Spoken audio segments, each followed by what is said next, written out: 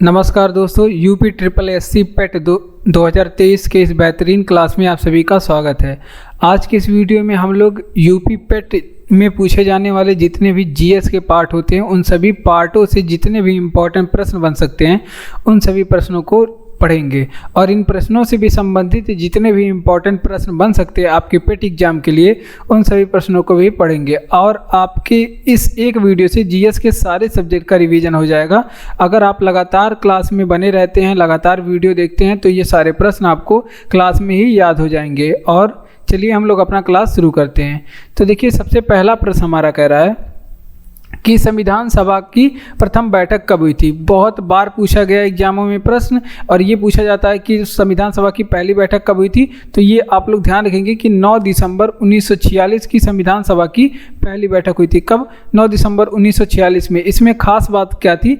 इसमें अस्थायी अध्यक्ष बनाया गया था। किसे बनाया गया था? अस्थायी संविधान सभा का इसमें अस्थायी अध्यक्ष चुना गया था। और ये पूछा जाता है कि संविधान सभा के अस्थायी अध्यक्ष किसे बनाया गया था। तो डॉक्टर सच्चिदानंद सिन्हा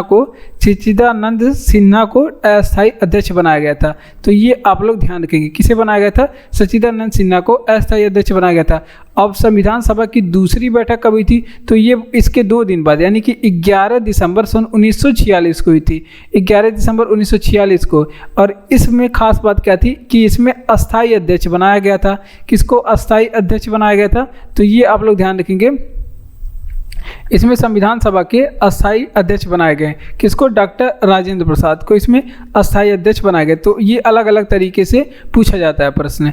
और संविधान सभा की आपसे पूछेगा कि तीसरी बैठक कब हुई थी। तो इसके 2 दिन बाद यानी कि 13 दिसंबर 1946 को हुई। कब? 13 दिसंबर 1946 को। लेकिन अब पूछता है कि संविधान सभा का अंतिम बैठक कब हुआ था। तो ये सारे बैठक आप लोग इंपॉर्टेंट है, याद रखेंगे, कॉपी में इसे नोट करेंगे। ये हुआ था कब? 24 जनवरी 1950 को। कब? 24 जनवरी 1950 को ये संविधान सभा की अंतिम बैठक हुई थी। तो इतना चीज़ आप लोग ध्यान रखेंगे, इसको रिवीजन भी करेंगे हम लोग साथ में। संविधान सभा की आपसे पूछे कि प्रथम बैठक कब हुई थी। संविधान सभा की जब प्रथम बैठक पूछे तो ये 9 दिसंबर 1946 की घटना है, 9 दिसंबर 1946। और इसमें खास बात क्या थी कि इसमें अस्थायी अध्यक्ष बनाया गया था। किसे अस्थायी अध्यक्ष बनाया गया था? तो सच्चिदानंद सिन्हा को इसमें अस्थायी अध्यक्ष बनाया गया था। ठीक, ये आप लोग ध्यान करें। संविधान सभा की दूसरी बैठक कब हुई थी? तो ये 11 दिसंबर 1946 को हुई थी संविधान सभा की दूसरी बैठक। इसमें खास बात क्या थी? इसमें अस्थायी अध्यक्ष बनाया गया था डॉक्टर राजेंद्र प्रसाद को इसमें अस्थायी अध्यक्ष संविधान सभा का बनाया गया था। संविधान सभा की तीसरी बैठक कब हुई थी? तो 13 दिसंबर 1946 को संविधान सभा की तीसरी बैठक हुई थी। और अंतिम बैठक आपसे पूछे कि संविधान सभा की कब हुई थी। तो संविधान सभा की जो अंतिम बैठक है 24 जनवरी 1950 को हुई थी। ये सारे इंपॉर्टेंट चीज़ आप लोग याद रखेंगे। अगला प्रश्न है कि किसने हर्षवर्धन को पराजित किया था। तो देखिए, हर्षवर्धन को एक बार पुलकेशिन द्वितीय ने पराजित किया था। किसने? पुलकेशिन द्वितीय ने हर्षवर्धन को एक बार पराजित किया था। ये आप लोग ध्यान रखेंगे। और पुलकेशिन द्वितीय किस वंश का शासक था? तो ये चालुक्य वंश का शासक था। पुलकेशिन द्वितीय चालुक्य वंश का शासक था। अब बात करते हैं कि पुलकेशिन द्वितीय ने, पूछा जाता है कि पुलकेशिन द्वितीय ने हर्षवर्धन को किस नदी के किनारे पराजित किया था। तो ये भी आप लोग ध्यान रखेंगे कि हर्षवर्धन को इन्होंने नर्मदा नदी के किनारे पराजित किया था। किस नदी के किनारे? नर्मदा नदी के किनारे। अब कुछ हर्षवर्धन के बारे में इंपॉर्टेंट बात याद रखेंगे हर्षवर्धन के बारे में। तो सबसे पहले आपसे पूछेगा कि हर्षवर्धन का दरबारी कवि कौन है। तो हर्षवर्धन के दरबारी कवि कौन थे? बाणभट्ट। आप लोग याद रखेंगे, बाणभट्ट हर्षवर्धन के दरबारी कवि थे। ये आप लोग एक पॉइंट याद रखेंगे। और हर्षवर्धन के दरबार में एक चीनी यात्री आता है। तो ये पूछा जाता है कि हर्षवर्धन के दरबार में कौन से चीनी यात्री आए थे। तो ह्वेनसांग आया था। हर्षवर्धन के दरबार में कौन सा चीनी यात्री? ह्वेनसांग आया था। ये चीनी यात्री है तो चीन से ही आएगा। ये आप लोग ध्यान रखेंगे। और हर्षवर्धन से एक प्रश्न और पूछा जाता है बहुत कि रत्नावली पुस्तक किसने लिखी। रत्नावली नामक पुस्तक ये किसकी है? तो रत्नावली नामक पुस्तक ने किसने लिखा? हर्ष को। और हर्षवर्धन को ही क्या कहा जाता है? इसे द्वितीय अशोक भी कहा जाता है। हर्षवर्धन को क्या कहा जाता है? द्वितीय अशोक। तो इतनी चीज़ें आप लोग हर्षवर्धन से याद रखेंगे। तो देखिए, किसने हर्षवर्धन को पराजित किया था? तो पुलकेशिन द्वितीय ने हर्षवर्धन को क्या किया? पराजित किया था। क्या किया था? पराजित किया था। और हर्षवर्धन किस वंश का शासक था? तो ये चालुक्य वंश का शासक था। पुलकेशिन द्वितीय ने हर्षवर्धन को किस नदी के किनारे पराजित किया? तो इसने नर्मदा नदी के किनारे पराजित किया। हर्षवर्धन के बारे में इंपॉर्टेंट प्रश्न है आपसे पूछे कि हर्षवर्धन के दरबारी कवि कौन थे, तो बाणभट्ट थे। हर्षवर्धन के दरबारी कवि कौन थे, बाणभट्ट थे। और इनके दरबार में कौन सा चीनी यात्री आया था, हर्षवर्धन के दरबार में ह्वेनसांग आया था और ये चीन से आया था। ठीक, बात करते हैं रत्नावली नामक पुस्तक किसने लिखी, तो रत्नावली नामक पुस्तक के लेखक भी हर्षवर्धन है और इसे द्वितीय अशोक भी कहा जाता है। तो इतनी चीज़ें तो आप लोग याद रखेंगे। संविधान सभा ने राष्ट्रगान को कब स्वीकारा, तो राष्ट्रगान की बात हो रही है, तो संविधान सभा ने राष्ट्रीय गान को स्वीकार किया था 24 जनवरी 1950 को। कब स्वीकार किया था, 24 जनवरी 1950 को, जब संविधान सभा की अंतिम बैठक हुई थी। देखिए यहाँ पे अंतिम बैठक है, तो उसी दिन राष्ट्रगान को और प्लस राष्ट्रगीत को भी इसी दिन ही अपनाया गया था। राष्ट्रगान को और राष्ट्रगीत को भी इसी दिन अपनाया गया। ठीक, तो ये सारी चीज़ें याद रखेंगे। संविधान सभा ने 24 जनवरी 1950 को राष्ट्रगान भी और राष्ट्रीय गीत भी अपनाया। अब बात करते हैं, अब आपसे पूछेगा कि संविधान सभा ने राष्ट्रीय झंडे को कब अपनाया, तो ये आप लोग ध्यान रखेंगे। हमारा राष्ट्रीय झंडा क्या है, तो हमारा राष्ट्रीय झंडा तिरंगा है। ठीक, और राष्ट्रीय झंडे को संविधान सभा ने कब अपनाया था, तो ये अपनाया गया था 22 जुलाई, ये थोड़ा डेट आप लोग ध्यान रखेंगे क्योंकि इंपॉर्टेंट है। 22 जुलाई 1947 को संविधान सभा के द्वारा हमारा राष्ट्रीय ध्वज अपनाया गया। अगर आपसे पूछे कि हमारा राष्ट्रीय पंचांग कब अपनाया गया था, राष्ट्रीय पंचांग कब अपनाया गया था, तो ये भी आप लोग ध्यान रखेंगे। इसे अपनाया गया था 22 मार्च, थोड़ा सा अंतर है, 22 मार्च 1957 को इसे अपनाया गया था। अब बात करते हैं कि हमारा राष्ट्रीय चिन्ह संविधान सभा ने कब अपनाया था, हमारा राष्ट्रीय चिन्ह संविधान सभा ने कब अपनाया था, तो ये अपनाया गया था 26 जनवरी सन 1950 को। कब अपनाया गया था, 26 जनवरी 1950 को। और हमारी जो राष्ट्रभाषा है, राष्ट्रभाषा क्या है, हिंदी है। और हमारी जो लिपि है वो कौन सी है, हमारी लिपि कौन सी है, देवनागरी है। इसे कब अपनाया गया, तो ये आप लोग ध्यान रखेंगे, इसे 24 सितंबर 1949 को अपनाया गया था, 24 सितंबर 1949 को। तो इतनी इंपॉर्टेंट चीज़ें ध्यान रखेंगे। संविधान सभा ने राष्ट्रगान को कब अपनाया था, तो इसे अपनाया गया था 24 जनवरी 1950 को। इसी दिन ही राष्ट्रगीत भी संविधान सभा के द्वारा अपनाया गया था। ठीक, राष्ट्रगान और राष्ट्रगीत दोनों 24 जनवरी 1950 को अपनाया गया। हमारा राष्ट्रीय गीत, हमारा राष्ट्रीय झंडा क्या है, तो हमारा जो राष्ट्रीय झंडा कब अपनाया गया, 22 जुलाई 1947 को हमारा राष्ट्रीय झंडा। और राष्ट्रीय पंचांग पूछे आपसे कि कब अपनाया गया, तो ये अपनाया गया था 22 मार्च 1957 को हमारा राष्ट्रीय पंचांग अपनाया गया था। और बात करते हैं हमारी राष्ट्रीय भाषा और राष्ट्रीय लिपि को संविधान सभा ने कब अपनाया, तो ये अपनाया था 14 सितंबर 1949 को। 14 सितंबर हम लोग राष्ट्रीय हिंदी दिवस भी मनाते हैं, ये भी आप लोग याद रखेंगे। और राष्ट्रीय हिंदी और राष्ट्रीय चिन्ह को कब अपनाया गया था, इसे अपनाया गया 26 जनवरी 1950 को राष्ट्रीय चिन्ह अपनाया गया था। ठीक, बढ़ते अपने अगले प्रश्न की ओर। अगला प्रश्न है कि अंग्रेजी ईस्ट इंडिया कंपनी द्वारा लड़ा गया सबसे निर्णायक युद्ध कौन सा था। तो देखिए ये प्रश्न पूछा जाता है एग्जाम में कि सबसे निर्णायक युद्ध कौन सा था। तो देखिए ये बक्सर का जो युद्ध था, बक्सर का युद्ध ये कब लड़ा गया था, बक्सर का युद्ध 1764 में। और ये था अंग्रेजी ईस्ट इंडिया द्वारा लड़ा गया सबसे निर्णायक युद्ध। और इसमें बक्सर के युद्ध में पूछा जाता है भाग कौन कौन से लोग लिए थे। तो देखिए एक तरफ था मीर कासिम, एक तरफ कौन था, एक तरफ था मीर कासिम। यहाँ पे एक तरफ 3 लोग थे, मीर कासिम था, साथ में शुजाउद्दौला था, मीर कासिम, शुजाउद्दौला और फिर अब जो नवाब थे शाह आलम द्वितीय,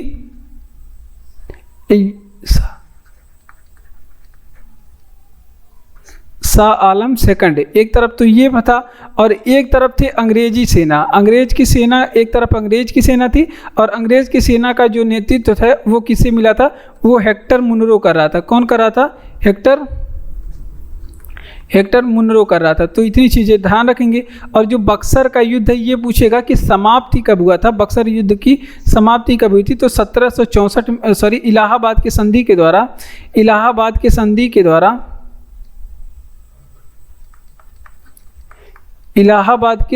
के द्वारा बक्सर का युद्ध समाप्त हुआ था। तो ये चीज़ें आप लोग ध्यान रखेंगे।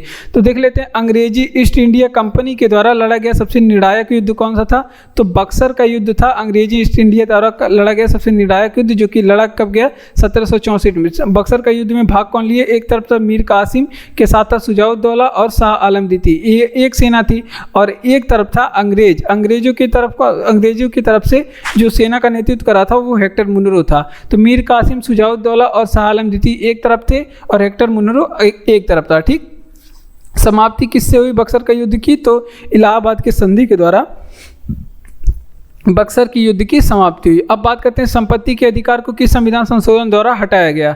तो इसके लिए संविधान में किया गया था 44वां संविधान संशोधन, जो कि 1978 में हुआ था। 44वां संविधान संशोधन 1978 में हुआ था। और जो संपत्ति का जो अधिकार है, ये पहले कौन सा अधिकार था? संपत्ति का अधिकार जो था वो पहले मौलिक अधिकार था। कैसा अधिकार था? मौलिक अधिकार था संपत्ति का अधिकार। और इसे रखा गया था कौन से आर्टिकल में? आर्टिकल नंबर 31 में। अब ये वर्तमान समय में संपत्ति का अधिकार कौन सा अधिकार है? ये इसे बना दिया गया है कानूनी अधिकार। कानूनी अधिकार मतलब, कानूनी अधिकार का मतलब जो सरकार आपसे छीन सके, और मौलिक अधिकार के मतलब जो सरकार भी आपसे ना छीन सके, वो है आपका मौलिक अधिकार। और इसे वर्तमान समय में किस आर्टिकल में रखा गया है? तो इसे वर्तमान समय में आर्टिकल नंबर 300 के ए में रखा गया है। तो ये आप लोग ध्यान रखेंगे। और इसीलिए मूल संविधान में कहा जाता है, मूल संविधान में कितने मौलिक अधिकार थे? तो मूल संविधान की बात करें, मूल संविधान में 7 फंडामेंटल राइट थे, 60। और वर्तमान समय में कितने फंडामेंटल राइट बचे हैं? एक तो मौलिक अधिकार से निकाल करके संपत्ति को कानूनी अधिकार बना दिया गया। तो वर्तमान समय में कितने मौलिक अधिकार हैं? तो वर्तमान समय में 6 फंडामेंटल राइट है। कितने? 6 फंडामेंटल राइट हैं। तो ये चीज़ें आप लोग ध्यान रखेंगे। और यहीं आप लोग थोड़ा सा याद रखेंगे संविधान संशोधन के बारे में।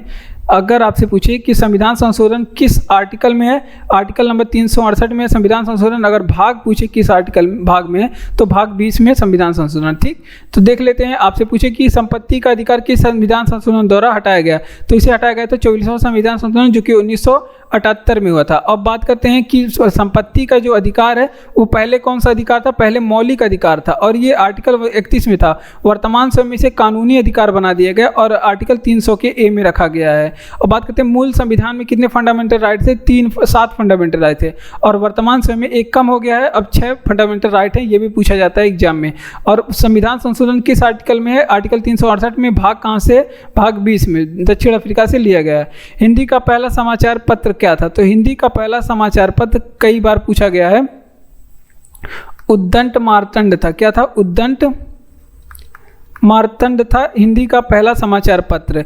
और ये प्रकाशित कब हुआ था? हिंदी का पहला समाचार पत्र ये प्रकाशित कब हुआ था? तो ये प्रकाशित हुआ था 30 मई 1826 में। कब प्रकाशित हुआ?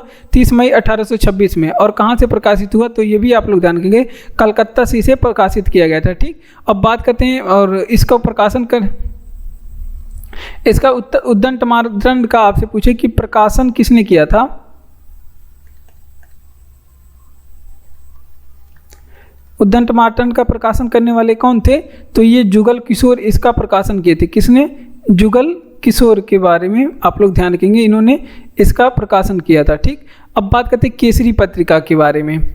केसरी पत्रिका, तो सबसे पहले ये प्रकाशन हुआ था 1881 में। और आपसे पूछेगा कि ये कहाँ से प्रकाशन हुआ था? तो बम्बई से प्रकाशित हुआ था। और इसका जो प्रकाशन है बाल गंगाधर तिलक ने किया था। किसने? बाल गंगाधर तिलक ने। तो ये सारी बातें आप लोग इंपॉर्टेंट है, याद रखेंगे। और बंगाल गजट के बारे में याद रखेंगे, ये मोस्ट इंपॉर्टेंट है। बंगाल गजट के बारे में भी याद रखेंगे, ये भी एक पत्रिका थी। और इसका जो प्रकाशन है 1780 में, और वो भी कहाँ से? कोलकाता से इसका प्रकाशन हुआ। कहाँ से? कोलकाता से इसका प्रकाशन हुआ। और किसने किया इसका प्रकाशन? तो जेम्स हिक्की ने इसका प्रकाशन किया। किसने? जेम्स हिक्की ने। बंगाल गजट का प्रकाशन आपसे पूछे किसने किया? तो जेम्स हिक्की ने। तो इतनी चीज़ें आप लोग ध्यान रखेंगे। हिंदी का पहला समाचार पत्र उद्दंड मार्तंड था, हिंदी का पहला समाचार पत्र। और ये प्रकाशित कब हुआ था? 30 मई 1826 को ये प्रकाशित हुआ था। और इसका प्रकाशन किसने किया था? तो जुगल किशोर ने इसका प्रकाशन किया था, और कलकत्ता से इसका प्रकाशन हुआ था। और केसरी नामक पत्रिका 1881 में छपी थी। बम्बई से इसका प्रकाशन बाल गंगाधर तिलक ने किया था। और बंगाल गजट कब छपी थी? 1780 में। कोलकाता से इसका प्रकाशन जेम्स हिक्की ने किया था। इतनी चीज़ें आप लोग ध्यान रखेंगे। बढ़ते हैं अपने अगले प्रश्न की ओर। अगला प्रश्न कह रहा है कि राष्ट्रपति पे महाभियोग संसद के किस सदन द्वारा लगाया जाता है? तो राष्ट्रपति पे जो महाभियोग की बात है वो संसद के किसी भी सदन के द्वारा लगाया जाता है। या तो लोकसभा लगाए, या फिर राज्यसभा लगाए, किसी भी सदन द्वारा लगाया जा सकता है। तो यहाँ पे नोट करेंगे, किसी भी सदन द्वारा जो राष्ट्रपति का महाभियोग है वो लगाया जा सकता है। ठीक, अब बात करते हैं कि राष्ट्रपति पे महाभियोग लगाने से कितने दिन पहले सूचना दी जाती है। तो कितने दिन पहले सूचना दी जाती है ये भी इम्पॉर्टेंट है, क्योंकि ये भी पूछा जाता है। तो राष्ट्रपति पे महाभियोग लगाने से 14 दिन पहले सूचना दी जाती है। और महाभियोग किस आर्टिकल में राष्ट्रपति पे महाभियोग, ये किस अनुच्छेद में है, तो ये भी पूछा जाता है कि किस अनुच्छेद में है। तो अनुच्छेद नंबर 61 पे है राष्ट्रपति का महाभियोग। और राष्ट्रपति पे जो महाभियोग की प्रक्रिया है वो कहाँ से लिया गया है, तो ये भी आप लोग ध्यान रखेंगे कि इसे अमेरिका के संविधान से लिया गया है। तो इसे अमेरिका के संविधान से, यहाँ अमेरिका लिख लीजिए, अच्छा रहेगा, इसे अमेरिका के संविधान से लिया गया है, ये भी आप लोग ध्यान रखेंगे।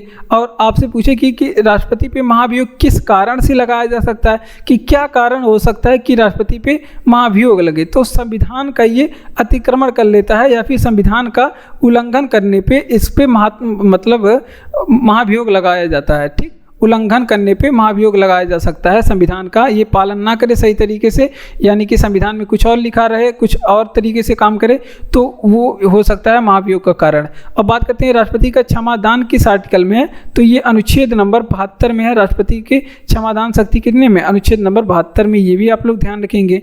ठीक, और भारत का एक राष्ट्रपति होगा, यानी कि राष्ट्रपति का आपसे पूछे कि पद किस आर्टिकल में है, तो ये आप लोग ध्यान रखेंगे अनुच्छेद नंबर 52 में राष्ट्रपति का पद। इतनी चीज़ें आप लोग राष्ट्रपति से याद रखेंगे। राष्ट्रपति पे महाभियोग की प्रक्रिया, महाभियोग 61 है और राष्ट्रपति भारत में एक होगा, इसका अनुच्छेद है 52। तो संसद के किस सदन द्वारा लगाया जाता है, संसद फिर खुद याद रखेंगे 79 आर्टिकल में है। और किस सदन के द्वारा लगाया जाता है, तो किसी भी सदन के द्वारा राष्ट्रपति पे महाभियोग लगाया जा सकता है। ठीक, किसी भी सदन के द्वारा। जो महाभियोग के लगाने से कितने दिन पहले सूचना दी जाती है, तो 14 दिन पहले सूचना दी जाती है। और राष्ट्रपति पे महाभियोग की जो प्रक्रिया है ये अनुच्छेद 61 में है। और कहाँ से लिया गया है, तो ये अमेरिका के संविधान से लिया गया है। और राष्ट्रपति में महाभियोग लगाने के क्या कारण हो सकते हैं, संविधान का उल्लंघन, ये राष्ट्रपति पे महाभियोग लगाने के कारण है। ठीक, और राष्ट्रपति की क्षमादान जो है अनुच्छेद 72 में, और राष्ट्रपति की जो पद है वो अनुच्छेद 52 में है। नीलगिरी पर्वत का विस्तार कहाँ थे, तो देखिए नीलगिरी पर्वत की विस्तार की बात करें तो ये 3 राज्यों में है नीलगिरी पर्वत का विस्तार मुख्य रूप से। तो देखिए आप लोग याद रखेंगे कर्नाटक, केरल और तमिलनाडु। कर्नाटक, केरल और तमिलनाडु, यहाँ पे है नीलगिरी पर्वत का विस्तार। ठीक, ये आप लोग ध्यान रखेंगे।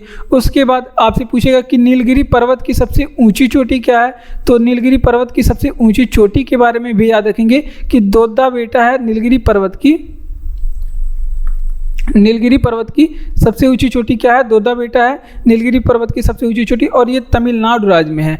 अगर आपसे पूछे कि टोडा जनजाति कहाँ पाई जाती है, टोडा जनजाति कहाँ पे निवास करती है, तो टोडा जनजाति ये नीलगिरी पर्वत पे ही निवास करती है। किस पर्वत पे, नीलगिरी पर्वत पे ही टोडा जनजाति निवास करती है, ये भी आप लोग ध्यान रखेंगे। और नीलगिरी पर्वत वर्तमान समय में ये अवशिष्ट पर्वत का उदाहरण है, यानी कि ये भी क्षरण हो चुका है और कुछ भाग इसका शेष बचा है, तो ये भी अवशिष्ट पर्वत का वर्तमान समय में उदाहरण है। तो ये भी आप लोग इंपॉर्टेंट प्रश्न है, याद रखेंगे।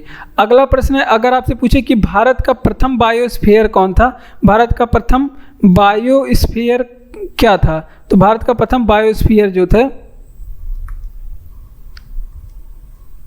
वो क्या है, वो नीलगिरी पर्वत है। क्या, भारत का प्रथम बायोस्फीयर नीलगिरी पर्वत है, ये आप लोग ध्यान रखेंगे। अगर आपसे पूछे कि मुदुमलाई नेशनल पार्क कहाँ पे है, मुदुमलाई नेशनल पार्क ये कहाँ पे है, या फिर मुदुमलाई अभ्यारण्य ये कहाँ पे है, तो ये आपसे याद रखेंगे, ये आपके नीलगिरी पर्वत पे है। कहाँ पे, नीलगिरी पे स्थित है। ठीक, नीलगिरी पर्वत पे। तो इतनी नीलगिरी पर्वत से इतनी इंपॉर्टेंट चीज़ें आप लोग याद रखेंगे। तो देखिए नीलगिरी पर्वत का विस्तार कहाँ पे है, तो कर्नाटक, केरल और तमिलनाडु, ये 3 राज्यों में नीलगिरी पर्वत का विस्तार है। किसमें, कर्नाटक, केरल और तमिलनाडु में। नीलगिरी पर्वत की ऊंची चोटी बता दीजिए, तो नीलगिरी पर्वत की दोदा बेटा सबसे ऊंची चोटी है, तो दक्षिण भारत की दूसरी सबसे ऊंची चोटी है। ठीक, अब बात करते हैं टोडा जनजाति कहाँ निवास करती है, तो टोडा जनजाति जो है वो नीलगिरी पर्वत में निवास करती है। ठीक, और ये नीलगिरी पर्वत वर्तमान समय में ये अवशिष्ट पर्वत का उदाहरण है। भारत का प्रथम बायोस्फीयर नीलगिरी है। बात करते हैं मुदुमलाई अभ्यारण्य कहाँ पे स्थित है, तो ये नीलगिरी पर्वत पे मुदुमलाई अभ्यारण्य स्थित है। सरकार का प्रथम विधिक अधिकारी कौन होता है, तो देखिए सरकार का जो प्रथम विधि अधिकारी होता है वो महान्यायवादी होता है। कौन होता है, महान्यायवादी होता है सरकार का प्रथम विधि अधिकारी। ये आप लोग ध्यान रखेंगे कौन होता है, वादी होता है। ठीक, उसके बाद बात करते हैं कि ये महान्यायवादी के बारे में, तो इनकी नियुक्ति कौन करता है, महान्यायवादी की नियुक्ति कौन करता है या फिर इनको शपथ कौन दिलाता है। तो दोनों चीज़ें याद रखेंगे कि इनकी नियुक्ति की बात करें या फिर शपथ की बात करें, दोनों राष्ट्रपति दिलाते हैं। ठीक, और वर्तमान समय में महान्यायवादी भारत में कौन है, तो वर्तमान समय की बात करें तो वर्तमान समय में कौन है, आर वेंकट रमण। वर्तमान समय जो महान्यायवादी हैं आर वेंकट रमणी हैं। ठीक,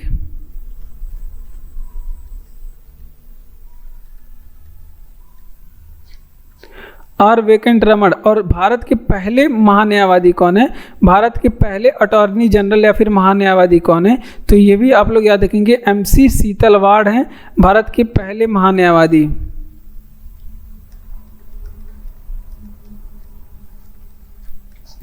MC सीतलवाड़ हैं भारत के पहले महान्यायवादी। ठीक, और जो ये बात करते हैं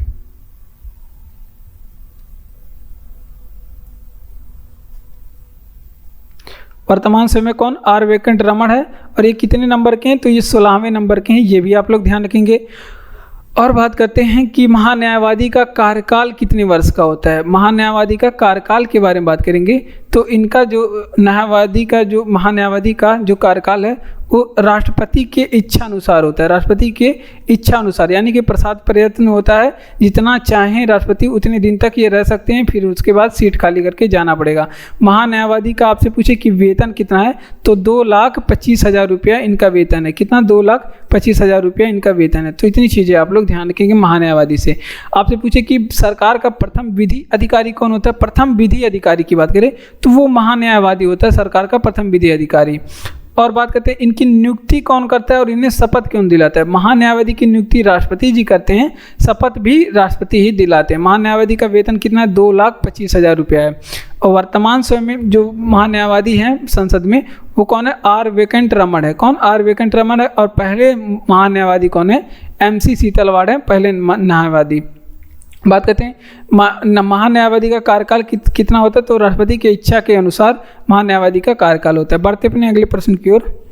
अगला प्रश्न हमारा कह रहा है कि वायुमंडल की आर्द्रता मापने के लिए किस उपकरण का प्रयोग करते हैं। तो वायुमंडल की आर्द्रता हमेशा बैरोमीटर से मापते हैं। किससे मापते हैं, बैरोमीटर से वायुमंडल की आर्द्रता मापते हैं। आर्द्रता पूछ रहा है, सॉरी मैं सोच रहा वायुमंडल की दाब पूछ रहा है। आर्द्रता पूछे तो हाइग्रोमीटर से मापते हैं। किससे, हाइग्रोमीटर से मापते हैं आर्द्रता। किससे, वायुमंडल की हाइग्रोमीटर से।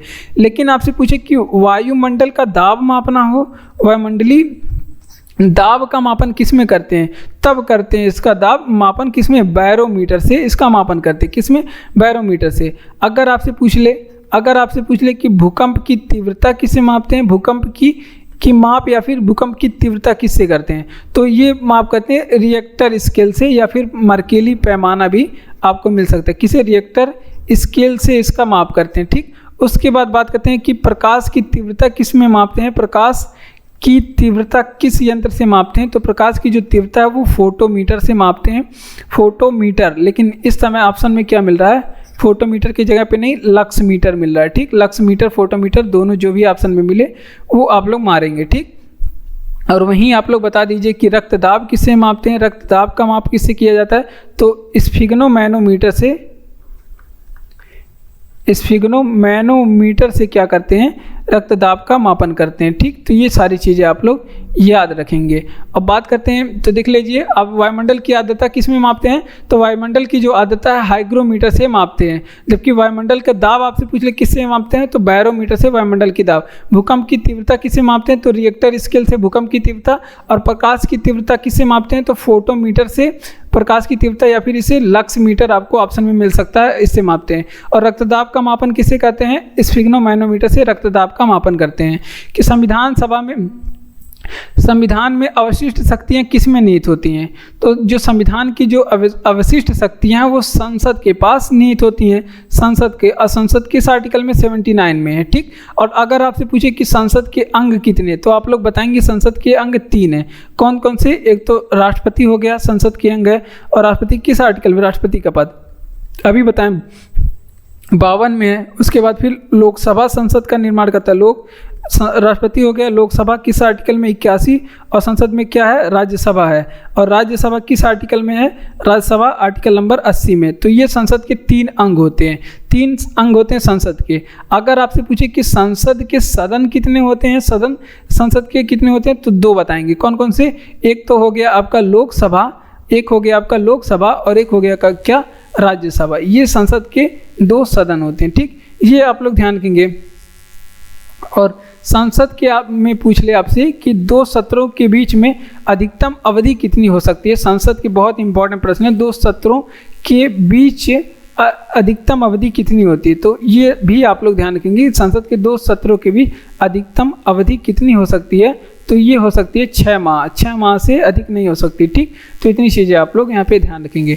तो संविधान में अवशिष्ट शक्तियाँ किस में निहित होती हैं, तो ये संसद में निहित होती हैं। 79 में संसद है। संसद के सदन कितने, 2, एक तो लोकसभा एक तो राज्यसभा। संसद के अंग पूछ ले कितने हैं, 3। कौन कौन है, राष्ट्रपति, लोकसभा जो कि 81 में है, राज्यसभा जो कि 80 में बताया गया है। और संसद के 2 सत्रों के बीच में अधिकतम अवधि कितनी हो सकती है, 6 माह। संसद के 2 सत्रों के बीच में अधिकतम अवधि हो सकती है, उससे अधिक नहीं हो सकता। पेट्रोल की गुणवत्ता की माप किस में करते हैं, इंपॉर्टेंट प्रश्न है। तो ये ऑक्टेन नंबर में पेट्रोल की गुणवत्ता का माप करते हैं, ऑक्टेन नंबर या फिर ऑक्टेन संख्या में इसका माप करते हैं। संख्या मतलब नंबर। अब बात करते हैं पेट्रोल से संबंधित कुछ प्रश्न।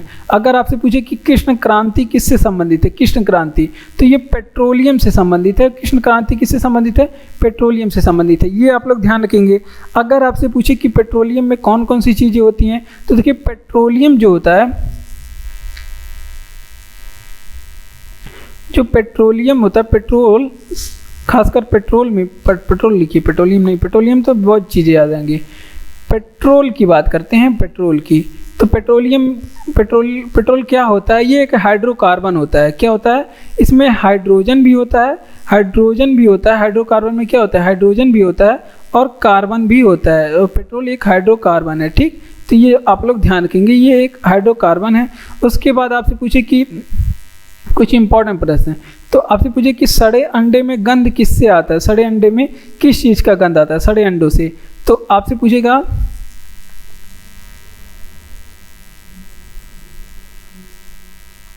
सड़े अंडों से गंध किस चीज का आता है, तो ये हाइड्रोजन सल्फाइड का गंध आता है। किससे, किसका गंध आता है, हाइड्रोजन। ये प्रश्न पूछा गया है, ये सल्फाइड का, हाइड्रोजन सल्फाइड का गंध आता है, जिसे H2S कहते हैं, H2S, हाइड्रोजन सल्फाइड का गंध आता है। अगर आपसे पूछे कि सड़े मछली से कौन सा गंध, किस चीज़ का गंध आता है, सड़े मछली से किस तरह का गंध आता है, सड़ी मछली के तो किस तरह का गंध आता है, तो इसमें ओजोन गैस के जैसा गंध आता है। किसके, ओजोन गैस के जैसा गंध आता है सड़े मछली से। तो ये चीज़ें इतना आप लोग ध्यान रखेंगे। तो देखिए पेट्रोल की गुणवत्ता के माप के लिए ऑक्टेन संख्या का प्रयोग करते हैं। और कृष्ण क्रांति किससे संबंधित है, तो ये पेट्रोलियम से संबंधित है। पेट्रोल एक हाइड्रोकार्बन है, इसमें हाइड्रोजन और फिर कार्बन दोनों होते हैं। और सड़े अंडे से जो गंध आता है वो हाइड्रोजन सल्फेट का होता है। और सड़े मछली से जो गंध आता है वो ओजोन गैस के जैसा होता है। ठीक, अब बढ़ते हैं अपने अगले प्रश्न की ओर।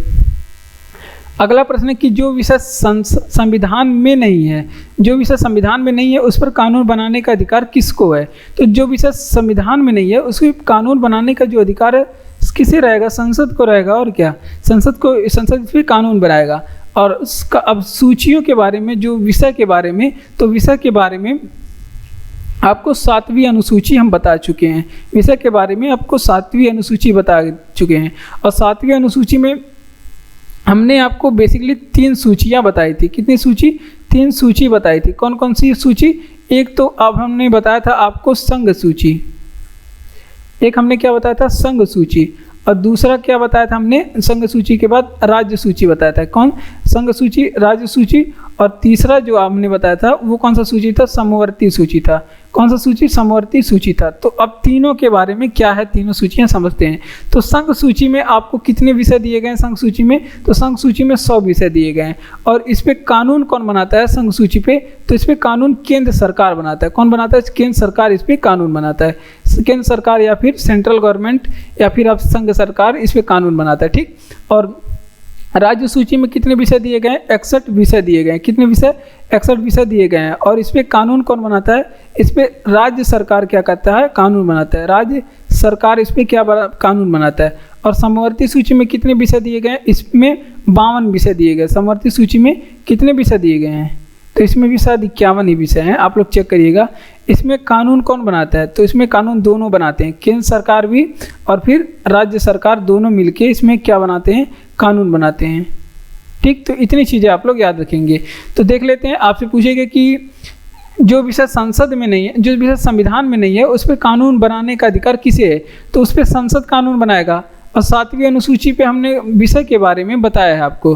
तो 7वीं अनुसूची में 3 सूचियाँ बताई गई हैं, एक तो संघ सूची और एक राज्य सूची और एक समवर्ती सूची। तो ये तीनों सूचियों का प्रावधान किया गया है 7वीं अनुसूची में। और इसमें विषय कितने कितने दिए गए ये इंपॉर्टेंट है। तो विषय संघ सूची में 100 विषय दिए गए हैं। और संघ सूची पे कानून बनाने का अधिकार केवल केंद्र सरकार को है या संघ सरकार को है। और राज्य सूची में कितने विषय दिए गए? 61 विषय दिए गए काम करने के लिए। और इस पर जो कानून बनाने का अधिकार केवल राज्य सरकार को। समवर्ती सूची में जो कानून बनाने का अधिकार वो विषय कितने दिए? 51। और उसमें कानून बनाने का अधिकार केंद्र सरकार और राज्य सरकार का दोनों है। और बात करते हैं अगर वहाँ पे, लेकिन सर्वाधिक जो पावर होगा, सर्वाधिक वो केंद्र सरकार के पास सर्वाधिक पावर होगा समवर्ती सूची में। सर्वदाता रक्त समूह कौन होता है? तो वो ओ नेगेटिव होता है सर्वदाता रक्त समूह। इसे क्या कहते हैं? यूनिवर्सल डोनर कहते हैं। क्या कहते हैं इसे? यूनिवर्सल डोनर कहते हैं। तो ये भी आप लोग ध्यान रखेंगे, यूनिवर्सल डोनर ओ नेगेटिव को कहते हैं। और आपसे पूछे कि सर्वग्राही रक्त समूह किसे कहते हैं? सर्वग्राही, तो AB+ को कहते हैं सर्वग्राही। और इसे क्या कहते हैं? Universal receptor. क्या? यूनिवर्सल, इसे बोलते हैं यूनिवर्सल रिसेप्टर। तो ये चीज़ें आप लोग यहाँ से ध्यान रखेंगे। और आपसे अगर पूछे कि रक्त समूह की खोज किसने किया? रक्त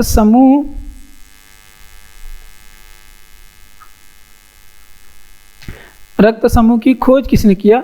तो ये आप लोग ध्यान रखेंगे कि कार्ल लैंडस्टीनर ने रक्त समूह की खोज की। कार्ल लैंडस्टीनर ने रक्त समूह की खोज की। तो ये आप लोग ध्यान रखेंगे। अगर आपसे पूछे कि रक्त का माप किस में करते हैं? तो स्फिग्नोमैनोमीटर से, स्फिग्नोमैनोमीटर में रक्त समूह का माप करते हैं।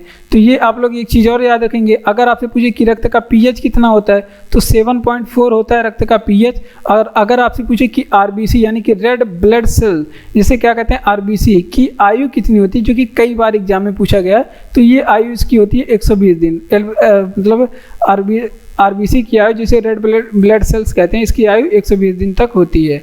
उतना दिन वो जीवित रहता है। देखिए, सर्वदाता रक्त समूह किसे?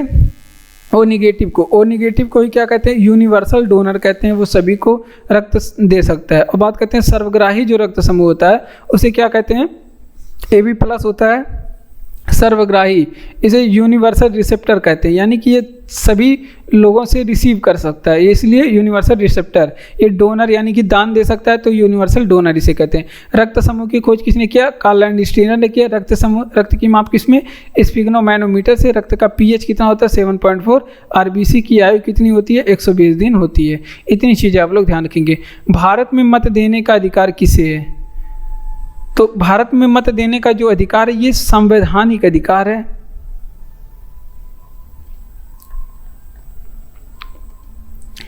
एक ऐसा अधिकार है, संवैधानिक अधिकार है। भारत में मत देने का अधिकार कैसा अधिकार है? संवैधानिक अधिकार है। तो ये आप लोग ध्यान रखेंगे। अब बात करते हैं मत की। तो भारत में मत देने का जो है, भारत में, यहाँ पूरा घेरिए, भारत में मत देने की, आपसे पूछे कि न्यूनतम आयु क्या है? भारत में मत देने की न्यूनतम आयु तो 18 वर्ष है। भारत में मत देने की न्यूनतम आयु 18 वर्ष है। पहले कितने वर्ष थी? तो पहले यही चीज़ थी 21 वर्ष। पहले कितने वर्ष थी? पहले मत देने की जो न्यूनतम आयु थी वो 21 वर्ष था। और इसके लिए कौन सा संविधान की संशोधन किया? 62वां संविधान संशोधन, जो कि कब हुआ था? 1988 के द्वारा। और इसमें इस समय पूछा गया था कि जब 21 मतलब मतदान देने की आयु है वो 21 वर्ष से घटा के 18 वर्ष की गई, उस समय किसका शासन था भारत में? तो उसमें राजीव गांधी का शासन था। किसका? राजीव गांधी के समय में क्या किया गया था? मतदान की आयु को घटा करके 21 वर्ष से 18 वर्ष किया गया था। ठीक। और मतदान देने की आपसे पूछ ले कि अधिकतम आयु कितनी है, तो अधिकतम कितनी आयु तक आप मतदान दे सकते हैं, तो 70 वर्ष की आयु तक आप अधिकतम मतदान दे सकते हैं। ठीक, तो ये सारी चीज़ें आप लोग ध्यान रखेंगे।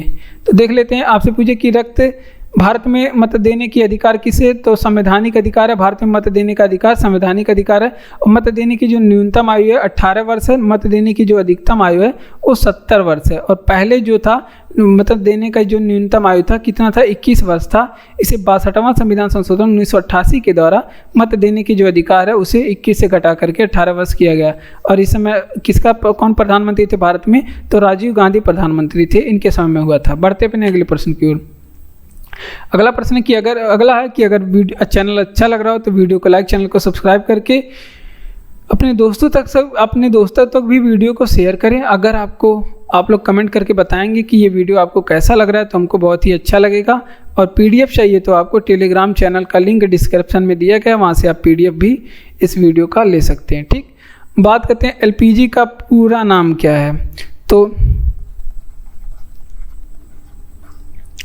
लिक्विफाइड पेट्रोलियम गैस होता है एलपीजी का पूरा नाम। क्या, लिक्विफाइड पेट्रोलियम गैस होता है एलपीजी का पूरा नाम। अगर आपसे पूछे कि जीपीआरएस का फुल फॉर्म क्या है, जीपीआरएस तो आपके मोबाइल में होगा ही, तो इसका जो फुल फॉर्म है जनरल पॉकेट रेडियो सर्विस। इसका फुल फॉर्म क्या होता है, जनरल पॉकेट रेडियो सर्विस। तो ये आप लोग ध्यान रखेंगे। अगर आपसे पूछे कि डीओएस का फुल फॉर्म क्या होता है, तो डिवाइस ऑपरेटिंग सिस्टम इसका फुल फॉर्म होता है। क्या होता है, डिवाइस ऑपरेटिंग सिस्टम इसका फुल फॉर्म होता है। ये भी आप लोग ध्यान रखेंगे। तो देखिए पेट के एग्जाम में तो एक फुल फॉर्म जरूर पूछता है, तो एटीएम का भी फुल फॉर्म आप इस समय जो भी आप एग्जाम देने जाते हैं उसमें एक फुल फॉर्म जरूर पूछता है। तो ऑटोमेटेड एटीएम का full form automated teller machine होता है। इन चीज़ों को आप लोग याद रखेंगे। ठीक, मशीन। तो ये चीज़ें इंपॉर्टेंट है आपके एग्जाम के लिए। देखिए एलपीजी का पूरा नाम क्या है, तो एलपीजी का जो पूरा नाम है लिक्विफाइड पेट्रोलियम गैस है एलपीजी का पूरा नाम। जीपीआरएस का पूरा नाम क्या है, general pocket radio service GPRS का फुल फॉर्म है। उसके बाद डीओएस का फुल फॉर्म क्या है, डिवाइस ऑपरेटिंग सिस्टम, डीओएस का फुल फॉर्म है। और एटीएम का जो फुल फॉर्म अगर पूछे तो ऑटोमेटेड टेलर मशीन। इतनी चीज़ें आप लोग याद रखेंगे, सभी इंपॉर्टेंट प्रश्न है। अगला प्रश्न है किस संघ की कार्यपालिका की शक्ति निहित किस में होती है, तो देखिए संघ की जो कार्यपालिका की शक्ति है राष्ट्रपति में निहित होती है। लेकिन अगर आपसे पूछे कि संघ की कार्यपालिका की वास्तविक शक्ति किस में निहित होती है, अगर आपसे पूछे कि संघ की कार्यपालिका की वास्तविक शक्ति किस में निहित होती है, तो संघ की जो कार्यपालिका है उसकी वास्तविक शक्ति वो प्रधानमंत्री में निहित होती है। किसमें, प्रधानमंत्री में। और साथ में साथ उसकी जो मंत्रिपरिषद होती है, मंत्रिपरिषद उसमें निहित होती है। तो ये चीज़ें आप लोग ध्यान रखेंगे, प्रधानमंत्री और उसके मंत्रिपरिषद में निहित होती है। अब बात करते हैं कि भारत में कार्यपालिका की जो संघ की कार्यपालिका की जो सभी शक्तियाँ होती हैं वो राष्ट्रपति में निहित होती है। और ये बात कही गई है किस आर्टिकल में, संघ की जो कार्यपालिका की सभी जो शक्तियाँ वो राष्ट्रपति में निहित होती है, ये आर्टिकल 53 में कहा गया है। और भारत में एक राष्ट्रपति होगा। राष्ट्रपति का पद किस अनुच्छेद में है, अनुच्छेद 52 में राष्ट्रपति का पद है। और वास्तविक शक्तियाँ प्रधानमंत्री उसके मंत्रिपरिषद में निहित होगी। और भारत में मंत्रिपरिषद को जो प्रावधान है वो अनुच्छेद 74 में किया गया है। अगर आपसे पूछे कि राज्य की कार्यपालिका की शक्ति जो किस में होती है, राज्य की कार्यपालिका की जो शक्ति होती है वो किस में, तो सेम इसी तरह से राज्य का कार्यपालिका की जो शक्ति होती है वो राज्यपाल में निहित होती है। किस में, राज्यपाल में निहित होती है। लेकिन राज्य की कार्यपालिका की अगर आपसे पूछ ले कि वास्तविक शक्ति किस में निहित होती है, राज्य की कार्यपालिका की वास्तविक शक्ति किस में निहित होती है, तो ये मुख्यमंत्री और उसके मंत्रिमंडल में होता है। किसमें,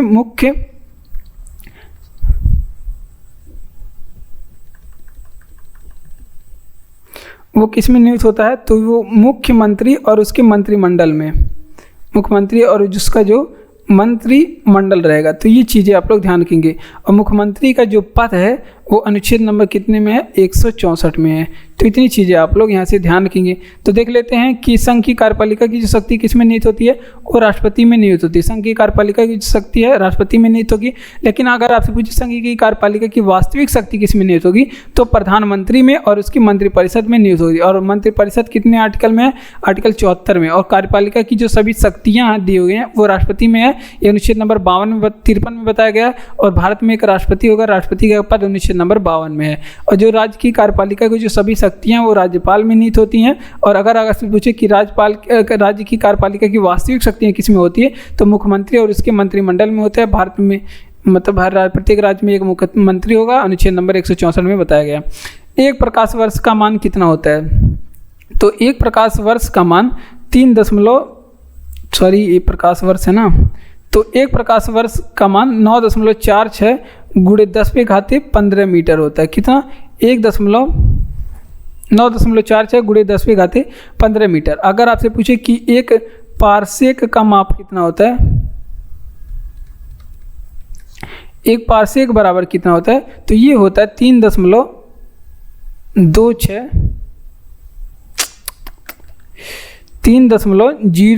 गुणे 10⁻16 मीटर होता है। अगर आपसे पूछे कि एक पारसेक बराबर कितने लाइट ईयर, तो एक पारसेक बराबर होता है 3.26 लाइट ईयर यानी कि प्रकाश वर्ष होता है। ठीक, और पारसेक क्या है, तो ये दूरी का सबसे बड़ा मात्रक है। दूरी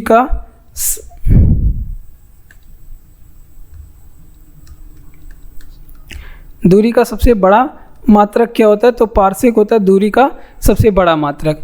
अगर वहीं आपसे पूछे कि प्रतिरोध का मात्रक क्या होता है, प्रतिरोध का मात्रक क्या होता है, तो ओम होता है प्रतिरोध का मात्रक। अगर आपसे पूछे कि दाब का मात्रक क्या होता है, दाब का मात्रक क्या होता है, तो पास्कल होता है। दाब का मात्रक क्या होता है, पास्कल। तो इतनी चीज़ें आप लोग यहाँ पे ध्यान रखेंगे। एक प्रकाश वर्ष बराबर का मान कितना होता है, तो 9.46 गुणे 10⁻15 मीटर एक प्रकाश वर्ष का माप होता है। एक पारसेक बराबर क्या होता है, 3.08 गुणे 10⁻16 मीटर। और एक पारसेक बराबर कितनी लाइट ईयर, तो 3.26 लाइट ईयर होता है। कितना, 3.26 लाइट ईयर यानी कि प्रकाश वर्ष होता है। और पारसेक क्या है, तो ये दूरी का सबसे बड़ा मात्रक क्या होता है, पारसेक होता है। प्रतिरोध का मात्रक क्या होता है, ओम होता है प्रतिरोध का मात्रक। अगर दाब का मात्रक पूछे क्या होता है, तो पास्कल होता है दाब का मात्रक। बढ़ते अपने अगले प्रश्न की ओर। अगला प्रश्न है कि व्यक्तिगत स्वतंत्रता के लिए उच्च न्यायालय में किस रीट को जारी, व्यक्तिगत स्वतंत्रता के लिए उच्च न्यायालय निम्न में से होता है, यहाँ पे किस रीट को जारी करता है, ये आप लोग ध्यान रखेंगे किस रीट को जारी करता है। तो व्यक्तिगत स्वतंत्रता के लिए जो है उच्च न्यायालय कौन सा रीट जारी करता है, तो वो बंदी प्रत्यक्षीकरण जारी करता है। कौन सा रीट, तो वो जारी करता है, यहाँ पे आप लोग नोट करेंगे,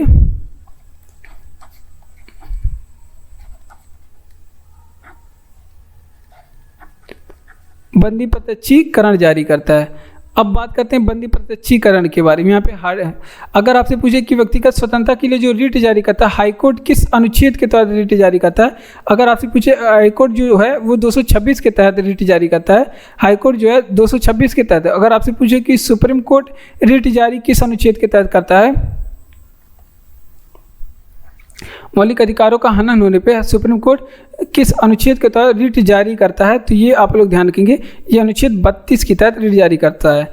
तो अब आपसे पूछे कि रीट किस भाषा का शब्द है, रीट जो शब्द है वो किस भाषा का है, तो वो खुद आप लोग याद रखेंगे, ये लैटिन भाषा का शब्द है। किस भाषा का, लैटिन भाषा का शब्द है। उसके बाद आपसे पूछे कि रीट कितने प्रकार के होते हैं, तो सुप्रीम कोर्ट द्वारा जारी किए गए रीट 5 प्रकार के होते हैं। एक तो आपका क्या हो गया, बंदी प्रत्यक्षीकरण,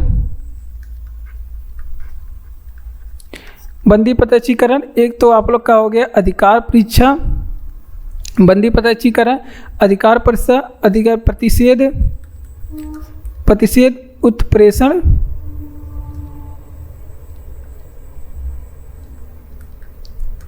उत्प्रेषण और आपका क्या, परमादेश। ये हो गया आपका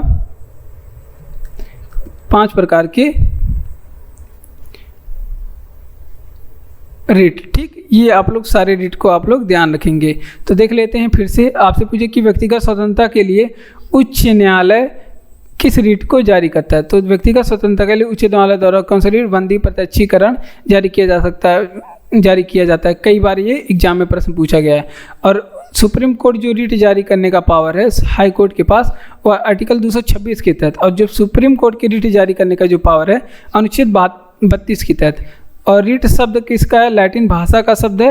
ये 5 प्रकार का होता है। एक तो बंदी पदच्छीकरण, अधिकार परीक्षा, प्रतिषेध और फिर उत्प्रेषण और परमादेश, ये 5 तरह के रिट होते हैं। नरेगा कब शुरू हुई थी? तो देखिए नरेगा जो है 2 फरवरी 2026 को 2006 को शुरू हुई थी। कब? 2 फरवरी 2006 को नरेगा कार्यक्रम भारत में शुरू किया गया था। और ये पूछा जाता है कि नरेगा अधिनियम कब आया था? तो नरेगा जो अधिनियम है 2005 को आया था, 2005 को, लेकिन शुरू कब हुआ था? 2 फरवरी 2006 को। अब नरेगा पहले नाम था, अब नाम हो गया है मनरेगा। क्या नाम हो गया है? अब मनरेगा नाम हो गया है। अब ये पूछा जाता है कि इसका नरेगा का नाम मनरेगा कब हुआ? तो ये हुआ था, ये नाम परिवर्तन हुआ था 2 अक्टूबर 2009 को। ये सभी डेट इंपॉर्टेंट है, आप लोग याद रखेंगे 2 अक्टूबर 2009 को। और मनरेगा में कितने दिन का रोजगार दिया जाता है, ये भी एग्जाम में पूछा गया प्रश्न है। तो ये आप लोग बताएंगे कमेंट बॉक्स में कमेंट करके कि कितने दिन के लिए रोजगार दिया जाता है मनरेगा में। अब आप लोग बताएंगे कि मार्ले मिंटो अधिनियम कब आया था? मार्ले मिंटो अधिनियम कब आया था? तो ये भी आप लोग बताएंगे यहाँ पे कमेंट करके कमेंट बॉक्स में, ठीक। तो हम ही बता देते हैं, लेकिन आपको रोजगार वाले ये बताना है। तो ये मार्ले मिंटो अधिनियम 1909 में आया था और ये UPSSC पेट में पूछा गया है। UPSSC पेट में पूछा गया है, तो ये इंपॉर्टेंट प्रश्न है, याद रखेंगे। तो देख लेते हैं नरेगा कब शुरू हुआ था। तो नरेगा जो है 2 फरवरी 2006 को शुरू हुआ था, लेकिन पूछा जाता है कि नरेगा अधिनियम कब आया था? तो नरेगा जो अधिनियम है वो 2005 को आया था। लेकिन आपसे पूछे कि नरेगा का नाम बदल करके मनरेगा कब किया गया? तो ये 2 अक्टूबर 2009 को नाम परिवर्तन हुआ। नरेगा में कितने दिन का रोजगार दिया जाता है आप लोग बताएंगे। मार्ले मिंटो अधिनियम कब आया था? वो हम बता रहे हैं 1909 में आया था।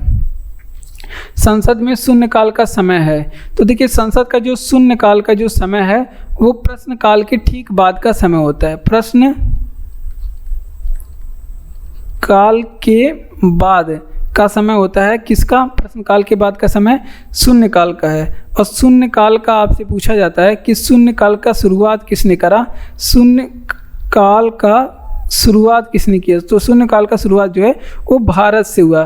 भारत में ही जो संसद के जो सत्र हैं वो 12 से लेके 1 बजे के बीच में क्या होता है? वो शून्यकाल का जो समय होता है। अब संसद के सत्र के बारे में देख लेते हैं। तो संसद के सत्र कितने चलते हैं? 3 सत्र। एक तो हो गया आपका बजट सत्र, संसद के 3 सत्र, बजट सत्र, और एक हो गया आपका ग्रीष्मकालीन सत्र। ग्रीष्मकालीन सत्र हो गया, बजट सत्र हो गया, और एक आपका कौन सा सत्र हो गया? अब एक आपका शीतकालीन सत्र हो गया। ये संसद का शीतकालीन सत्र, ये संसद का 3 सत्र चलता है, ठीक। ये संसद का 3 सत्र। और वहीं आपसे पूछे कि सत्र बुलाने का पावर किसके पास है? सत्र बुलाने का पावर किसके पास है? तो राष्ट्रपति के पास है सत्र बुलाने का पावर। लेकिन आपसे पूछे कि सत्रावसान का पावर किसके पास है, यानी कि सत्र को समापन करने का पावर वो राष्ट्रपति के पास में है। किसके? राष्ट्रपति के पास में है, ठीक। ये चीज़ें आप लोग ध्यान रखेंगे। यहाँ से भी प्रश्न पूछा गया था पेट में सत्रावसान से। तो देख लेते हैं कि संसद में शून्यकाल का समय कब का है। तो जो कि प्रश्नकाल के बाद के समय को संसद का शून्यकाल कहते हैं। शून्यकाल की शुरुआत किस देश से हुई? तो शून्यकाल का जो शुरुआत है वो भारत से हुआ था। 12 बजे से 1 बजे तक का बीच जो है वो शून्यकाल कहा जाता है। अब बात करते हैं संसद के सत्र के बारे में।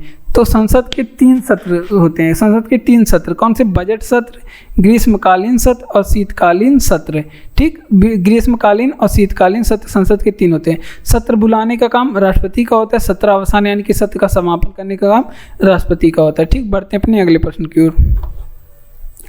अगला प्रश्न है कि भारत के राष्ट्रपति व उपराष्ट्रपति की अनुपस्थिति में कार्यभार कौन ग्रहण करेगा?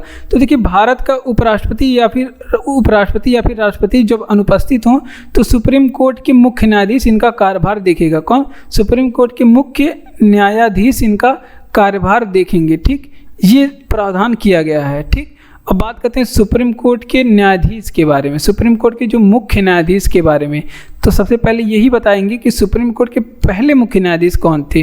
तो हीरालाल जे कानिया थे सुप्रीम कोर्ट के पहले न्यायाधीश। और आपसे पूछे कि सुप्रीम कोर्ट के वर्तमान समय में न्यायाधीश कौन है? तो ये भी आप लोग ध्यान रखेंगे कि DY चंद्रचूड़ जो हैं सुप्रीम कोर्ट के वर्तमान न्यायाधीश हैं, और ये किस नंबर के हैं? तो ये 50वें नंबर के न्यायाधीश हैं। अगर आपसे पूछे कि राष्ट्रपति को शपथ कौन दिलाता है, राष्ट्रपति को शपथ कौन दिलाता है, तो राष्ट्रपति को शपथ भी कौन दिलाता है? सुप्रीम कोर्ट के मुख्य न्यायाधीश, ठीक। Chief justice of India supreme court को राष्ट्रपति को शपथ दिलाने का काम करते हैं, ठीक। तो देखिए, भारत के राष्ट्रपति व उपराष्ट्रपति की अनुमति में कार्यभार कौन ग्रहण करेगा? तो देखिए, सुप्रीम कोर्ट के जो मुख्य न्यायाधीश होंगे वो कार्यभार ग्रहण करेंगे। और सुप्रीम कोर्ट के पहले मुख्य न्यायाधीश हीरालाल जेकानिया, वर्तमान न्यायाधीश DY चंद्रचूड़ 50वें नंबर के। बात करते हैं राष्ट्रपति को शपथ कौन दिलाता है, तो चीफ जस्टिस ऑफ इंडिया राष्ट्रपति को शपथ दिलाते हैं, यानी कि भारत के मुख्य न्यायाधीश शपथ दिलाते हैं। भूदान आंदोलन किसके द्वारा प्रारंभ किया गया? तो देखिए, विनोबा भावे के द्वारा भूदान आंदोलन प्रभावित किया गया, शुरू किया गया था। और ये पूछा जाता है कि भूदान आंदोलन कब शुरू हुई? तो ये 1951 से शुरू हुई। अगर आपसे पूछे कि भूदान आंदोलन कहाँ से शुरू हुई, तो ये एक जगह था नलगोंडा, और नलगोंडा कहाँ पे था?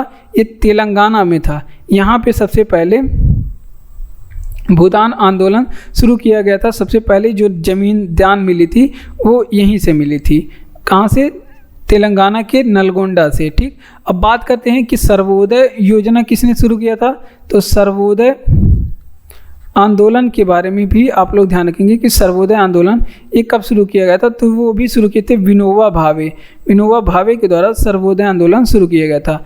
और वहीं आपसे पूछे कि पहले व्यक्तिगत सत्याग्रही भारत में कौन थे? भारत के पहले व्यक्तिगत सत्याग्रही कौन थे? तो वो थे विनोबा भावे, भारत के पहले व्यक्तिगत सत्याग्रही थे। और विनोबा भावे ने कौन सा नारा दिया था? तो जय जगत का नारा दिया था। विनोबा भावे ने जय जगत का नारा दिया था, ये भी पूछा गया प्रश्न है। तो देखिए, भूदान आंदोलन के बारे में बात करें, किसके द्वारा प्रारंभ हुआ? तो ये विनोबा भावे के द्वारा भूदान आंदोलन प्रारंभित हुआ। और भूदान आंदोलन शुरू कब हुआ था? 1951 में नलगोंडा तेलंगाना से शुरू किया गया था विनोबा भावे के द्वारा। बात करते हैं सर्वोदय आंदोलन किसके द्वारा शुरू किया गया था? तो वो भी विनोबा भावे के द्वारा ही शुरू किया गया था। भारत के पहले व्यक्तिगत सत्याग्रही कौन हुए? तो विनोबा भावे भारत के पहले व्यक्तिगत सत्याग्रही हुए, और इन्होंने नारा किस चीज़ का दिया? जय जगत का नारा दिया था। काशी विद्यापीठ के संस्थापक कौन थे? तो काशी विद्यापीठ के जो संस्थापक हैं वो शिव प्रसाद गुप्त थे। कौन? शिव प्रसाद गुप्त थे काशी विद्यापीठ के संस्थापक। और फिर जाकर के आगे चल के काशी विद्यापीठ का जो नाम है वो परिवर्तन हो गया। वर्तमान समय में इसका नाम परिवर्तन हो गया है, और इसका जो नाम है वो महात्मा गांधी के नाम पे महात्मा गांधी विश्वविद्यालय विद्यापीठ रखा गया। महात्मा गांधी विद्यापीठ इसका नाम रख दिया गया, ठीक। ये भी आप लोग ध्यान रखेंगे। और उसके बाद आप लोग ध्यान बताएंगे कि बनारस हिंदू विश्वविद्यालय की स्थापना किसने किया? बनारस हिंदू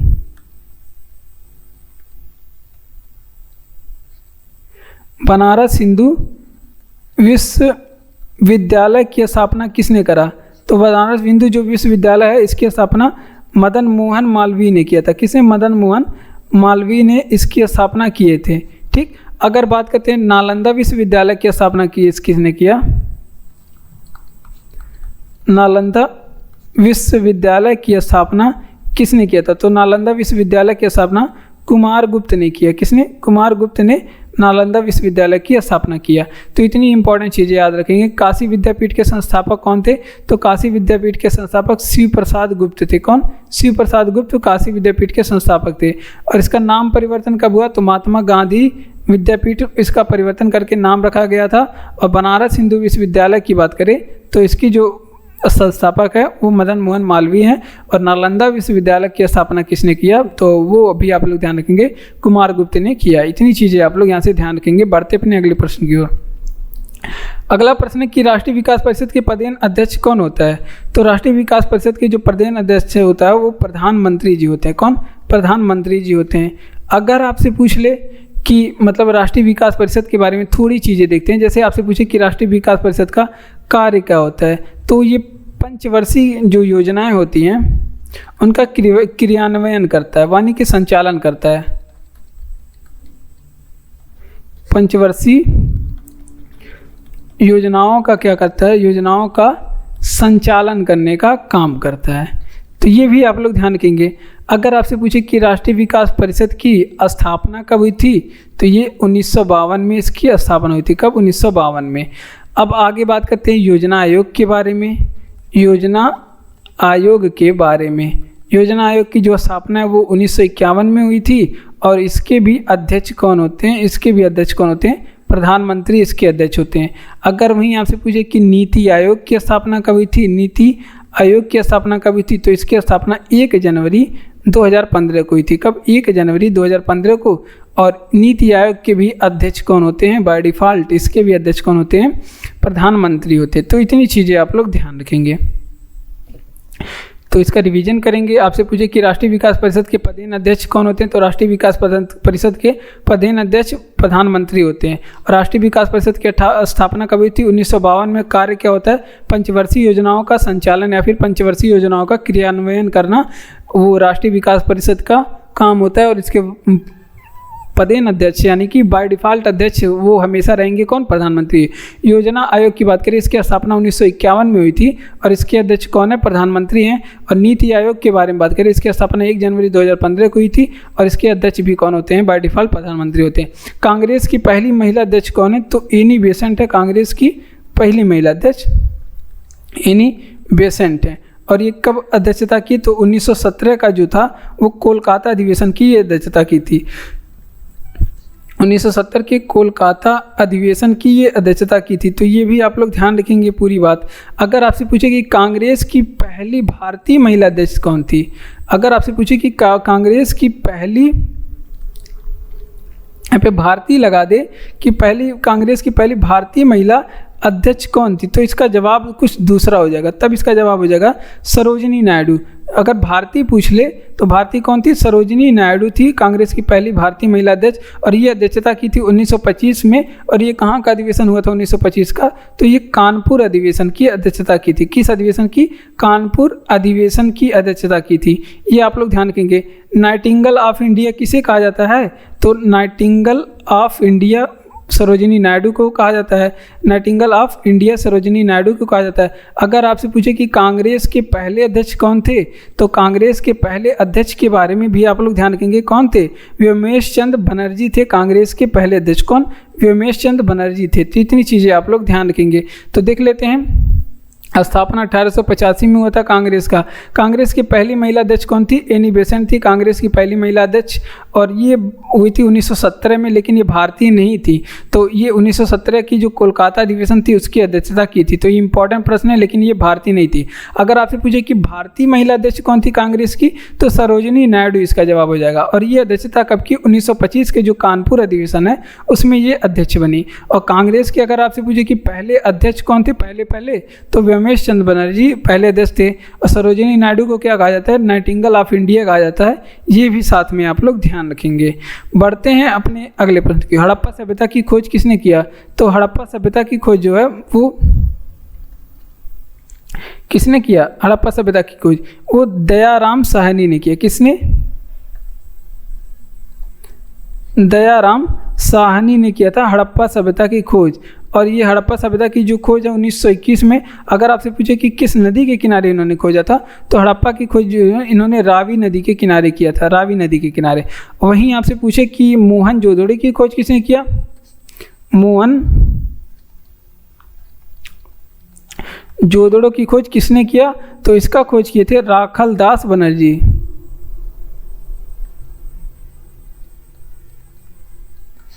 राखलदास बनर्जी ने मोहनजोदड़ो की खोज की।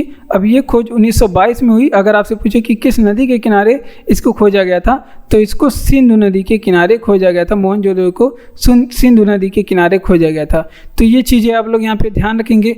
अगर आपसे पूछ ले कि मोहनजोदड़ो का अर्थ क्या होता है, तो ये भी आप लोग ध्यान रखेंगे। मोहनजोदड़ो का क्या अर्थ होता है? तो मोहनजोदड़ो का अर्थ मृतकों का टीला होता है। क्या होता है? मृतकों का टीला होता है मोहनजोदड़ो का अर्थ है। अब बात करते हैं कि लोथल की खोज कहाँ पे की गई? लोथल की खोज तो इसको खोजा गया था भोगवा नदी के किनारे, और भोगवा नदी के किनारे से खोजा गया था। अब कब खोजा गया? 1954 में, जो कि बहुत ज़्यादा इंपॉर्टेंट है। लोथल हो गया, सिंधु सभ्यता हो गया, मतलब ये जो आपका हड़प्पा है यहाँ का हो गया, मोहनजोदड़ो हो गया, ये सभी आपके पेट एग्जाम के लिए बहुत ज़्यादा इंपॉर्टेंट है, ठीक। और मोहनजोदड़ो से विशाल स्नानागार मिला, विशाल अन्नागार मिला, नर्तकी की कांस्य मूर्ति मिली, और कपड़े का भी साक्ष्य मोहनजोदड़ो से मिला।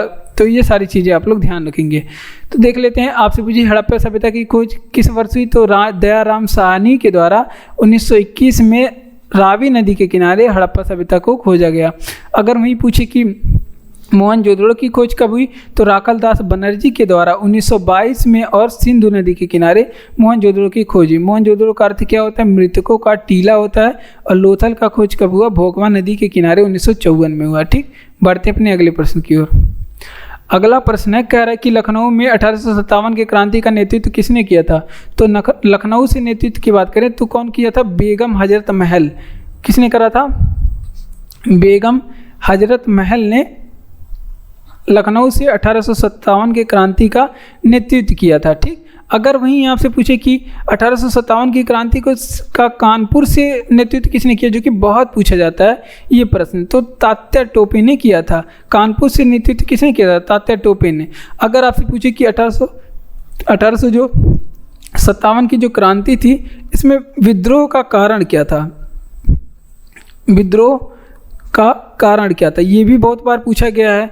तो इसमें चर्बी वाले कारतूस प्रयोग किए जाते थे। चर्बी वाले कारतूस जो कि गाय और सुअर के चमड़े से बने थे, तो इसमें जो था वो विद्रोह का कारण था। तो चर्बी वाले कारतूस का यहाँ पे जो था उपयोग किया गया था। अब आपसे पूछेगी कि यहाँ पे सर्वप्रथम बलिदान किसने दिया? 1857 की क्रांति में सर्वप्रथम जो था वो अपना बलिदान किसने दिया था? तो सर्वप्रथम बलिदान मंगल पांडे ने दिया। किसने? मंगल पांडे ने इसमें सबसे पहले बलिदान दिया अपना। और मंगल पांडे को जो है वो फांसी कब हुई, ये डेट पूछा जाता है। तो ये फांसी हुई थी इनकी 8 अप्रैल। मंगल पांडे को जो फांसी थी 8 अप्रैल 1857 को इनको फांसी दी गई थी, ठीक। अब बात करते हैं इस समय गवर्नर जनरल कौन था भारत में? तो ये इंपॉर्टेंट हो जाता है क्योंकि इस समय इनकी फांसी दी गई थी। तो कैनिंग के समय में इनको फांसी दी गई थी। किसके समय में? कैनिंग के समय में।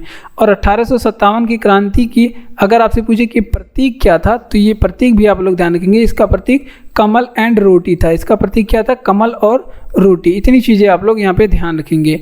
और देख लेते हैं रिवीजन। आपसे पूछे कि 1857 की क्रांति स्वतंत्रता संग्राम का मतलब लखनऊ से नेतृत्व किसने किया? तो लखनऊ से नेतृत्व बेगम हजरत महल ने किया। कानपुर से नेतृत्व पूछे तो तात्या टोपे ने किया। अगर आपसे पूछे 1857 के विद्रोह का जो कारण क्या था, तो 1857 के विद्रोह का कारण चर्बी वाले कारतूस में, बंदूकों में चर्बी वाले कारतूस का प्रयोग किया जाता रहा था, जो कि गाय और सुअर के चर्बी से बना था।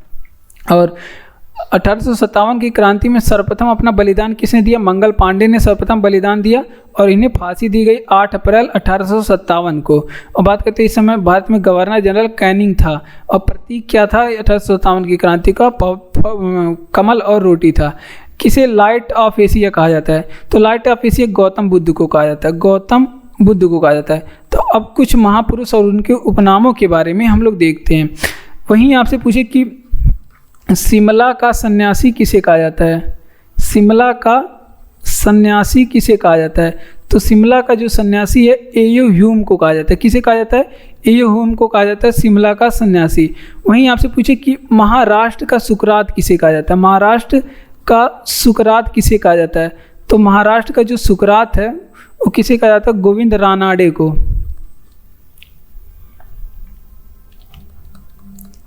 महाराष्ट्र का सुकरात किसे कहा जाता है? गोविंद रानाडे को महाराष्ट्र का सुकरात कहा जाता है। वहीं आपसे पूछे कि भारत का शेक्सपियर किसे कहा जाता है? भारत का शेक्सपियर किसे कहा जाता है? तो भारत का शेक्सपियर जो है उस किसे कहा जाता है? कालिदास को कहा जाता है। भारत का शेक्सपियर किसे? कालिदास को कहा जाता है। और हॉकी का जादूगर किसे कहा जाता है? हॉकी का जादूगर किसे कहा जाता है? तो हॉकी का जो जादूगर है वो मेजर ध्यानचंद को कहा जाता है। किसे? मेजर ध्यानचंद को कहा जाता है। तो इतनी चीज़ें आप लोग ध्यान रखेंगे। तो अब देख लेते हैं यहाँ पे किसे लाइट ऑफ एशिया के नाम से जाना जाता है। गौतम बुद्ध को लाइट ऑफ एशिया कहा जाता है। शिमला का सन्यासी किसे कहा जाता है? शिमला का संत या फिर हर्मिट ऑफ शिमला, ये एयो ह्यूम को कहा जाता है। महाराष्ट्र का सुकरात किसे कहा जाता है? तो महाराष्ट्र का सुकरात गोविंद रानाडे को कहा जाता है। भारत का शेक्सपियर किसे कहा जाता है? तो कालिदास को भारत का शेक्सपियर कहा जाता है। हॉकी का जादूगर किसे कहा जाता है? मेजर ध्यानचंद को हॉकी का जादूगर कहा जाता है। खानवा का युद्ध कब लड़ा गया था? तो खानवा का जो युद्ध है वो 1527 में लड़ा गया था। और किसके किसके बीच लड़ा गया था? तो ये एक तरफ थे राणा सांगा और वर्सेस किसके बीच में? बाबर के बीच में लड़ा गया था। राणा सांगा और बाबर के बीच में लड़ा गया था और इसको जीता था बाबर। इसमें नारा किस चीज़ का बाबर ने दिया था? तो इसमें जिहाद का नारा, बाबर ने जिहाद का नारा दिया गया था, जिसका मतलब क्या होता है? पवित्र युद्ध होता है। जिहाद का मतलब क्या होता है? पवित्र युद्ध मतलब या फिर धर्म युद्ध जिहाद का मतलब होता है। इसी में ही बाबर ने एक उपाधि धारण की थी। इसी में खानवा के युद्ध में बाबर ने गाजी की उपाधि धारण की थी। कौन सी उपाधि? गाजी की उपाधि धारण किया था। और कुछ युद्ध के बारे में देख लेते हैं। जैसे हल्दी घाटी का युद्ध आपसे पूछे कि कब लड़ा गया था? तो हल्दी घाटी का युद्ध जो है 1576 में लड़ा गया था। और आपसे पूछे कि कन्नौज का युद्ध कब लड़ा गया था? कन्नौज का युद्ध आपसे पूछ ले कि कब लड़ा गया था, तो वो 1540 में लड़ा गया था कन्नौज का युद्ध। अगर आपसे पूछे कि पानीपत का जो पहला युद्ध था वो कब लड़ा गया था, तो पानीपत का जो पहला युद्ध था वो 1526 में लड़ा गया था। तो इतनी चीज़ें आप लोग ध्यान रखेंगे। देख लेते हैं खानवा का युद्ध कब हुआ था। तो 1527 में खानवा का युद्ध लड़ा गया था राणा सांगा और फिर बाबर के बीच में। इसमें बाबर ने नारा दिया था जिहाद का, जिसका मतलब होता है पवित्र युद्ध या फिर धर्म युद्ध। इसी में खानवा के युद्ध में बाबर ने एक उपाधि धारण की थी, गाजी की उपाधि, ये भी आप लोग नोट करेंगे। हल्दी घाटी का जो युद्ध है 1576 में हुआ था। कन्नौज का युद्ध जो है वो 1540 में हुआ था। और पानीपत का जो पहला युद्ध है वो 1526 में हुआ था। इतनी चीज़ें आप लोग ध्यान रखेंगे। बढ़ते हैं अपने अगले प्रश्न की ओर। तो धन्यवाद। आज के वीडियो में बस इतना ही। अगर वीडियो आपको अच्छा लग रहा हो तो वीडियो को लाइक, चैनल को सब्सक्राइब करके अपने दोस्तों तक शेयर भी करें। और इसी तरह के और वीडियो पाने के लिए हमारे चैनल को सब्सक्राइब करके हमारे साथ जुड़ जाएं। और थैंक यू। आप लोग पढ़ते रहें, हंसते रहें, मुस्कुराते रहें। मिलते हैं अगले वीडियो में, तब तक के लिए धन्यवाद।